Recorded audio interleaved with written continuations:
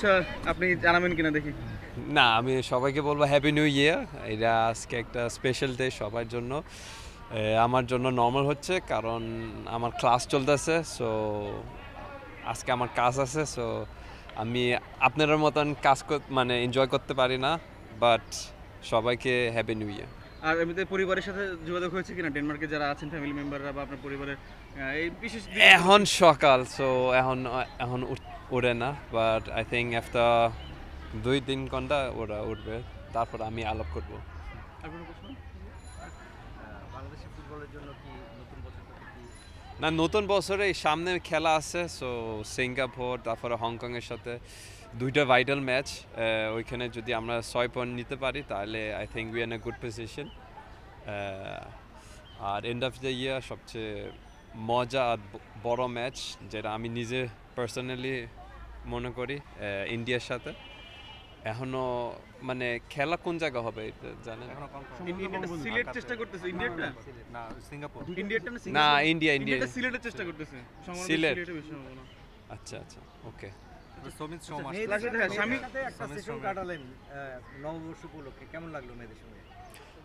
আসলে এটা first time ওর সাথে একটু দেখা করতেছি, সো অনেক নতুন ফেস, বাট আশা করি সবাই ভালো করবে।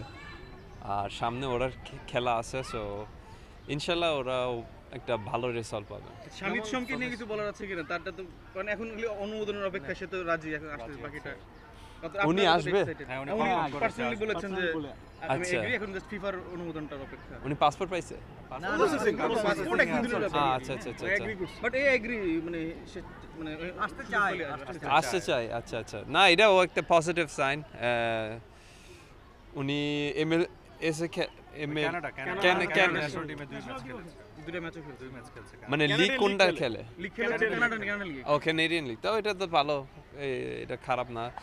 আর উনি তো হাই লেভেলে খেলতেছে, সো এটা টিমের জন্য অনেক ভালো হবে। আর সবাই মিডফিল্ডারই মূলত আসতেছে, আপনি যখন এসেছেন মিডফিল্ডার, তারপরে জি। হামজা থেকে শুরু করে তারপরে তারিক উনি তো ডিফেন্ডার। হ্যাঁ, আক্রমণ ভাগটা নিয়ে কি সামনে কোনো কিছু ভাবা মানে স্ট্রাইকার আমি জানি না কে আছে বাইরে, বাট হঠাৎ একটা স্ট্রাইকার আসবে এটা ফর শিওর, বাট এখনো বিদেশি স্ট্রাইকার দেখি না এখনো।